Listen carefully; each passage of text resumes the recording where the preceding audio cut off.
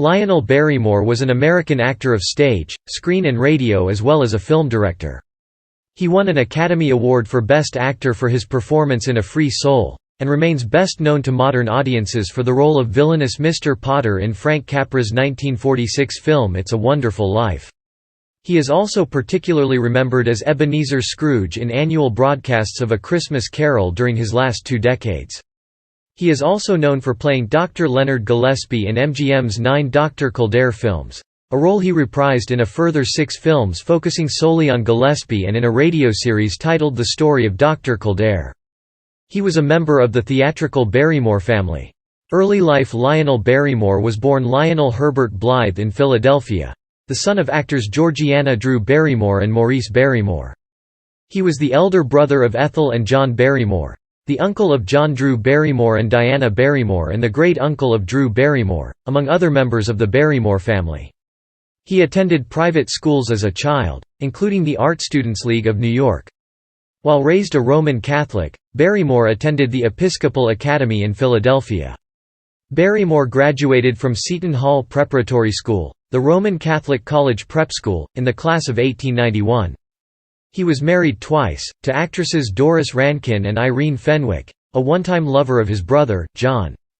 Doris's sister Gladys was married to Lionel's uncle Sidney Drew, which made Gladys both his aunt and sister-in-law. Doris Rankin bore Lionel 2 daughters, Ethel Barrymore II and Mary Barrymore. Neither child survived infancy. Barrymore never truly recovered from the deaths of his girls, and their loss undoubtedly strained his marriage to Doris Rankin, which ended in 1923. Years later, Barrymore developed a fatherly affection for Jean Harlow, who was born about the same time as his daughters. When Harlow died in 1937, Barrymore and Clark Gable mourned her as though she had been family. Stage career. Reluctant to follow his parents' career, Barrymore appeared together with his grandmother Louisa Lane Drew on tour and in a stage production of The Rivals at the age of 15. He later recounted that, "I didn't want to act. I wanted to paint or draw. The theatre was not in my blood. I was related to the theatre by marriage only. It was merely a kind of in-law of mine I had to live with." Nevertheless, he soon found success on stage in character roles and continued to act, although he still wanted to become a painter and also to compose music. He appeared on Broadway in his early 20s with his uncle John Drew Jr. in such plays as The Second in Command and The Mummy and the Hummingbird, the latter of which won him critical acclaim. Both were produced by Charles Frohman, who produced other plays for Barrymore and his siblings, John and Ethel. The Other Girl in 1903–04 was a long-running success for Barrymore. In 1905, he appeared with John and Ethel in a pantomime, starring as the title character in Pantaloon and playing another character in the other half of the bill, Alice Sit by the Fire. In 1906, after a series of disappointing appearances in plays, Barrymore and his first wife, the actress Doris Rankin, left their stage careers and traveled to Paris, where he trained as an artist. Lionel and Doris were in Paris in 1908 where their first baby, Ethel, was born. Lionel confirms in his autobiography, We Barrymores, that he and Doris were in France when Blériot flew the English Channel on July 25, 1909. He did not achieve success as a painter, and in 1909 he returned to the U.S. In December of that year, he returned to the stage in The Fires of Fate, in Chicago, but left the production later that month after suffering an attack of nerves about the forthcoming New York opening. The producers gave appendicitis as the reason for his sudden departure. Nevertheless, he was soon back on Broadway in The Jailbird in 1910 and continued his stage career with several more plays. He also joined his family troupe, from 1910, in their vaudeville act, where he was happy not to worry as much about memorizing lines. From 1912 to 1917, Barrymore was away from the stage again while he established his film career, but after the First World War, he had several successes on Broadway, where he established his reputation as a dramatic and character actor, often performing together with his wife. He returned to the stage in Peter Ibbotson with his brother John and achieved star billing in The Copperhead. He retained star billing for the next 6 years in plays such as The Jest and The Letter of the Law. Lionel gave a short-lived performance as Macbeth in 1921 opposite veteran actress Julia Arthur as Lady Macbeth, but the production encountered strongly negative criticism. His last stage success was in Laugh, Clown, Laugh, in 1923, with his second wife, Irene Fenwick. They met while acting together in The Claw the previous year, and after they fell in love he divorced his first wife. He also received negative notices in 3 productions in a row in 1925. After appearing in Man or Devil in 1926, he signed a film contract with MGM, and after the advent of sound films in 1927, he never again appeared on stage. Film career: Barrymore joined Biograph Studios in 1909 and began to appear in leading roles by 1911 in films directed by D. W. Griffith. Barrymore made The Battle, The New York Hat, Friends and 3 Friends. In 1915 he co-starred with Lillian Russell in a movie called Wildfire, one of the legendary Russell's few film appearances. He also was involved in writing and directing at Biograph. The last silent film he directed, Life's Whirlpool, starred his sister, Ethel. He acted in more than 60 silent films with Griff. In 1920, Barrymore reprised his stage role in the film adaptation of The Copperhead. Also in 1920, he starred in the lead role of the Mastermind with Gypsy O'Brien co-starring. Before the formation of Metro-Goldwyn-Mayer in 1924, Barrymore forged a good relationship with Louis B. Mayer early on at Metro Pictures. He made several silent features for Metro, some surviving, some now lost. In 1923, Barrymore and Fenwick went to Italy to film The Eternal City for Metro Pictures in Rome, combining work with their honeymoon. He occasionally freelanced, returning to Griffith in 1924 to film America.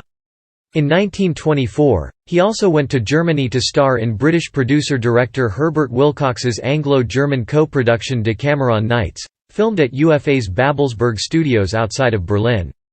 In 1925, he left New York for Hollywood. He starred as Frederick Harmon in director Henri Diamant-Berger's drama 50-50 opposite Hope Hampton and Louise Glom, and made several more freelance motion pictures, including The Bells with a then unknown Boris Karloff. His last film for Griffith was in 1928's Drums of Love.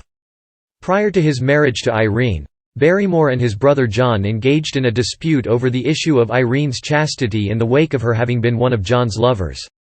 The brothers didn't speak again for 2 years and weren't seen together until the premiere of John's film Don Juan in 1926, by which time they had patched up their differences. In 1926, Barrymore signed for Metro-Goldwyn-Mayer and his first picture there was The Barrier. His first talking picture was The Lion and the Mouse. His stage experience allowed him to excel in delivering the dialogue in sound films. On the occasional loan out, Barrymore had a big success with Gloria Swanson in 1928's Sadie Thompson and the aforementioned Griffith film, Drums of Love. In 1929, he returned to directing films. During this early and imperfect sound film period, he directed the controversial His Glorious Night with John Gilbert, Madam X starring Ruth Chatterton, and the Rogue Song, Laurel and Hardy's first color film. He was credited with being the first director to move a microphone on a soundstage. Barrymore returned to acting in front of the camera in 1931. In that year, he won an Academy Award for his role as an alcoholic lawyer in A Free Soul, after being considered in 1930 for Best Director for Madam X. He played alongside Greta Garbo in the 1931 film, Mata Hari. He could play many characters, like the evil Rasputin in the 1932 Rasputin and the Empress and the ailing Oliver Jordan in Dinner at 8. He played Professor Zelen, the occultist expert, in the classic horror Mark of the Vampire. During the 1930s and 1940s, he became stereotyped as a grouchy but sweet elderly man in such films as The Mysterious Island, Grand Hotel, Captains Courageous, You Can't Take It With You, On Borrowed Time, Duel in the Sun, Three Wise Fools and Key Largo. In a series of Dr. Kildare movies in the 1930s and 1940s, he played the irascible Dr. Gillespie, a role he repeated in an MGM radio series that debuted in New York in 1950 and was later syndicated. Barrymore had broken his hip in an accident, hence he played Gillespie in a wheelchair. Later, his worsening arthritis kept him in the chair. The injury also precluded his playing Ebenezer Scrooge in the 1938 MGM film version of A Christmas Carol, a role Barrymore played every year but 2 on the radio from 1934 through 1953. He also played the title role in the 1940s radio series, Mayor of the Town. He is well known for his role as Mr. Potter, the miserly and mean-spirited banker in It's a Wonderful Life opposite James Stewart. He had a role with Clark Gable in Lone Star in 1952. His final film appearance was a cameo in Main Street to Broadway, an MGM musical comedy released in 1953. His sister Ethel also appeared in the film. Politics. Barrymore was a Republican. In 1944, he attended the massive rally organized by David O. Selznick in the Los Angeles Coliseum in support of the Dewey Bricker ticket, as well as Governor Earl Warren of California, who would become Dewey's running mate in 1948 and later the Chief Justice of the United States. The gathering drew 93,000, with Cecil B. DeMille as the master of ceremonies and with short speeches by Hedda Hopper and Walt Disney. Among the others in attendance were Ann Sothern, Ginger Rogers, Randolph Scott, Adolphe Menjot, Gary Cooper, Edward Arnold, William Bendix, and Walter Pidgeon. Barrymore registered for the draft during World War II, despite his age and disability, to encourage others to enlist in the military. He loathed the income tax, and by the time he was appearing on Mayor of the Town, MGM withheld a sizable portion of his paychecks, paying back the IRS the amount he owed. Medical issues. Several sources argue that arthritis alone confined Barrymore to a wheelchair. Film historian Janine Basinger says that his arthritis was serious by at least 1928, when Barrymore made Sadie Thompson. Film historian David Wallace says it was well known that Barrymore was addicted to morphine due to arthritis by 1929. A History of Oscar-winning actors, however, says Barrymore was only suffering from arthritis, not crippled or incapacitated by it. Marie Dressler biographer Matthew Kennedy notes that when Barrymore won his Best Actor Oscar award in 1931, the arthritis was still so minor that it only made him limp a little as he went on stage to accept the honor. Barrymore can be seen being quite physical in late silent films like The 13th Hour and West of Zanzibar, where he can be seen climbing out of a window. Paul Donnelly says Barrymore's inability to walk was caused by a drawing table falling on him in 1936, breaking Barrymore's hip. Barrymore tripped over a cable while filming Saratoga in 1937 and broke his hip again. The injury was so painful that Donnelly, quoting Barrymore, says that Louis B. Mayer bought $400 worth of cocaine for Barrymore every day to help him cope with the pain and allow him to sleep. Author David Schwartz says the hip fracture never healed, which was why Barrymore could not walk, and MGM historian John Douglas Eames describes the injury as crippling. Barrymore himself said in 1951, that it was breaking his hip twice that kept him in the wheelchair. He said he had no other problems, and that the hip healed well, but it made walking exceptionally difficult. Film historian Alan Iles reached the same conclusion. Lou Ayres biographer Leslie Coffin and Louis B. Mayer biographer Scott Amon argue that it was the combination of the broken hip and Barrymore's worsening arthritis that put him in a wheelchair. Barrymore family biographer Margot Peters says Gene Fowler and James Doan said Barrymore's arthritis was caused by syphilis, which they say he contracted in 1925. Amon, however, explicitly rejects this hypothesis. Whatever the cause, Barrymore's performance in Captains Courageous in 1937 was one of the last times he would be seen standing and walking unassisted. Afterward, Barrymore was able to get about for a short period of time on crutches even though he was in great pain. During the filming of 1938's You Can't Take It With You, the pain of standing with crutches was so severe that Barrymore required hourly shots of painkillers. By 1938, Barrymore's disability forced him to relinquish the role of Ebenezer Scrooge to British actor Reginald Owen in the MGM film version of A Christmas Carol. From then on, Barrymore used a wheelchair exclusively and never walked again. He could, however, stand for short periods of time, such as at his brother's funeral in 1942. Composer, graphic artist, novelist Barrymore also composed music. His works ranged from solo piano pieces to large-scale orchestral works, such as Tableau Russe, which was performed twice in Dr. Kildare's Wedding Day as Cornelia's Symphony, first on piano by Nils Isthur's character and later by a full symphony orchestra. His piano compositions, Scherzo Grotesque, and Song Without Words, were published by G. Schirmer in 1945.